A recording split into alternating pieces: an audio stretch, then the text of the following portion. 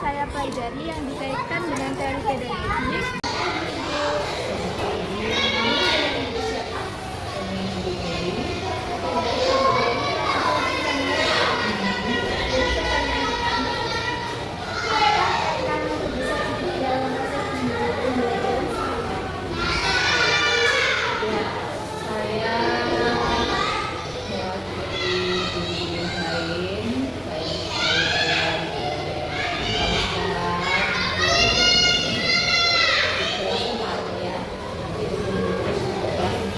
Jadi tantangan yang dihadapi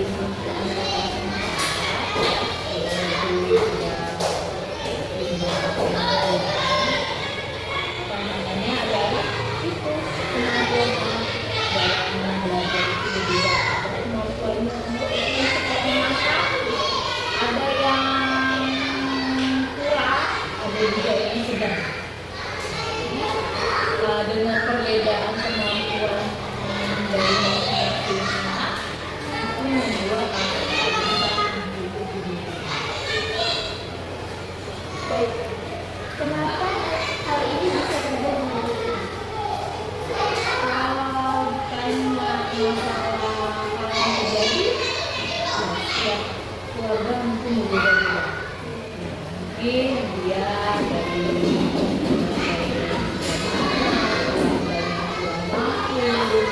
ada juga keluarga yang bilang cukup, ada juga keluarga yang mampu. Jadi kemampuan dari itu tergantung dari keluarganya.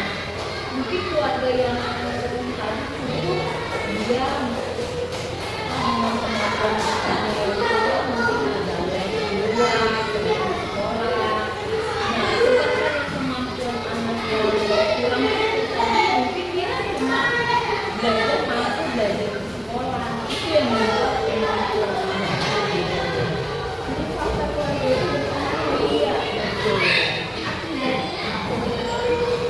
Akibatnya ya anak yang mampu tadi merasa aku mampu setiap pelajaran nggak ada tantangan bosan, sedangkan anak yang kurang tadi cara kita adalah membimbing menasihati itu yang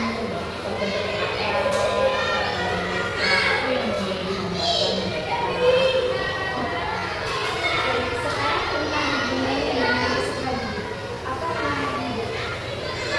Hubungan ya guru sama siswa harus melakukan pendekatan ya anak itu merasa nyaman sama kita, tidak merasa takut sama kita.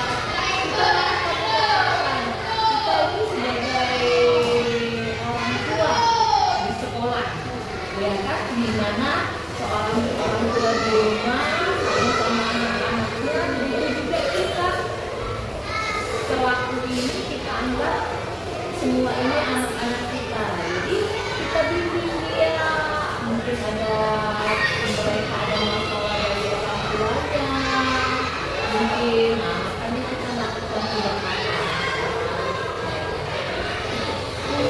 Kenapa sih masalah-masalah tersebut muncul? Masalah kembali lagi ke orang tua, mungkin orang tuanya nggak perhatian, mungkin ada yang orang tuanya yang sibuk dengan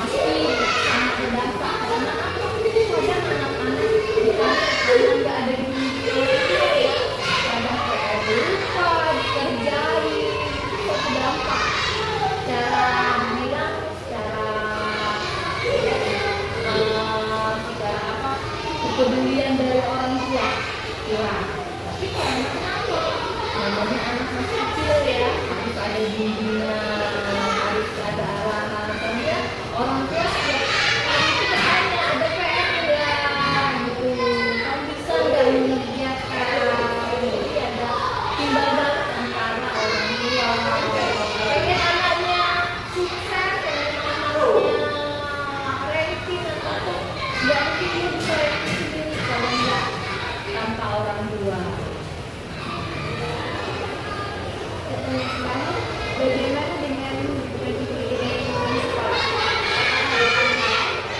Hubungan pasti sudah punya tantangan karena sudah dari 6 tahun di sini tantangan setiap kelas itu berbeda-beda. Ya dari kemampuan, ya, dari karena media pembelajaran juga, ya membuat anak itu mungkin dari biasa-biasa belajar pakai buku itu membuat mereka bosan. Coba kita ya sebagai komunikasi mengubah dengan video, dengan nonton, dengan musik, dengan segala macam dengan media yang kita sediakan.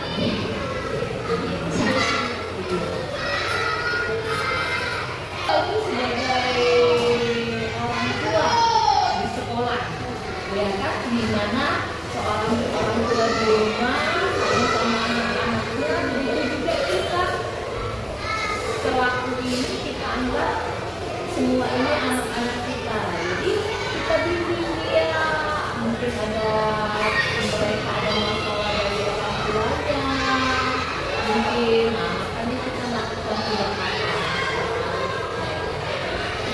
Kenapa sih masalah-masalah tersebut muncul?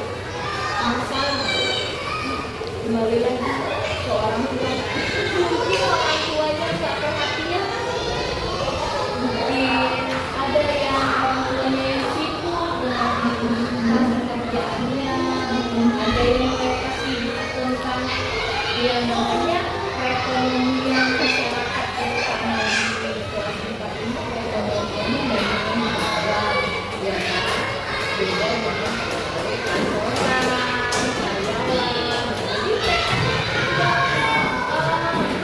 kurang karena pagi-pagi sudah bekerja sampai sore, sudah capek orang tuanya, jadi mereka perhatian sama anaknya kurang. Kalau dampaknya bagaimana terhadap pembelajaran di sekolah? Itu dampaknya pasti sangat berdampak karena apa? Kadang anak-anak kita karena nggak ada di video ya, kadang PR lupa dikerjain, itu suatu dampak. Cara bilang, secara apa? Kepedulian dari orang tua kurang. Tapi karena kenapa? Namanya anak masih kecil ya, harus ada bimbingan, harus ada arahan. Karena orang tua setiap hari kita tanya ada PR nggak, gitu. Kamu bisa nggak mengerjakan? Jadi ada timbal balik antara orang tua, pengen anaknya sukses, pengen anaknya ranking atau nggak mungkin dia bisa ranking sendiri kalau nggak tanpa orang tua. Lalu bagaimana dengan bagi-bagi sekolah? Hubungan pasti sudah punya tantangan karena sudah dari 6 tahun di sini tantangan setiap kelas itu berbeda-beda. Ya dari kemampuan, ya, dari karena media pembelajaran juga, ya membuat anak itu mungkin dari biasa-biasa belajar pakai buku itu membuat mereka bosan. Coba kita ya sebagai komunikasi mengubah dengan video, dengan nonton, dengan musik, dengan segala macam dengan media yang kita sediakan.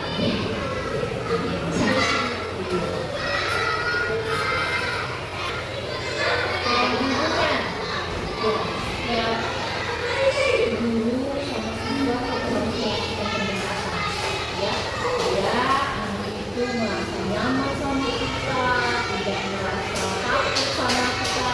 Kita lakukan pendekatan, kita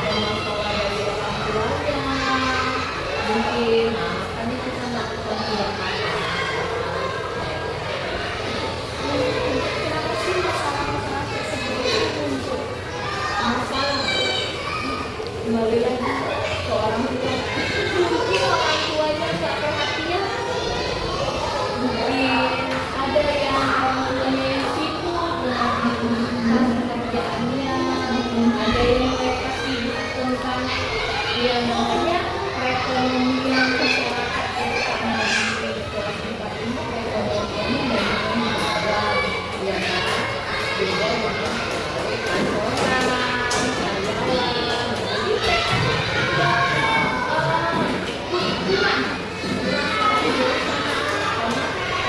sudah bekerja sampai sore, tidak capek orang tuanya, mereka perhatian sama anak-anak. Oh, dampaknya bagaimana Bu jika tetap pembelajaran di sekolah? Itu dampaknya pasti sangat berdampak karena apa? Kadang anak-anak karena nggak ada di rumah ya, kadang PR lupa dikerjain, itu suatu dampak. Cara bilang, secara apa? Kepedulian dari orang tua kurang.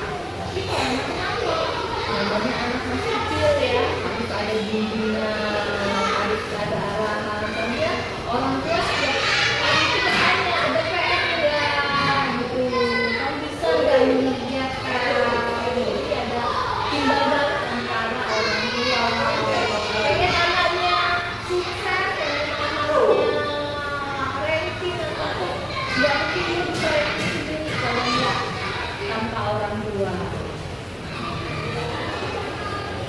Lalu bagaimana dengan pendidikan di sekolah?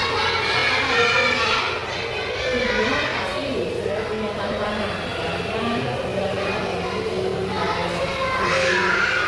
enam tahun di sini tantangan setiap kelas itu berbeda-beda ya, dari kemampuan ya, dari karena media pembelajaran juga ya, membuat anak itu mungkin dari biasa-biasa belajar pakai itu membuat mereka bosan. Coba kita ya sebagai komunikasi mengubah menjadi video, menonton, dengan musik, dengan segala macam media yang kita sediakan.